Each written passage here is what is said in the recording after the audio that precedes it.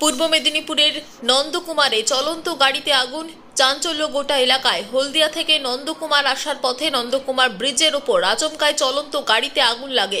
গাড়ির মধ্যে থাকা চালক সহ যাত্রীরা কোনো রকমে গাড়ির ভেতর থেকে বেরিয়ে প্রাণে বাঁচে। জানা যায় গাড়িটি একটি বিয়ে বাড়ির বরযাত্রী নিয়ে যাচ্ছিল, সেই সময় ঘটে এমন অঘটন। তবে কি থেকে এমন দুর্ঘটনা তা স্পষ্ট না হলেও যান্ত্রিক ত্রুটির কারণে আগুন বলে অনুমান। দমকলের তৎপরতায় আগুন নিয়ন্ত্রণে আনা হয়। এবার আর কেউ একটু আগাবেন, এখান থেকে দেখো এখানে রাখ।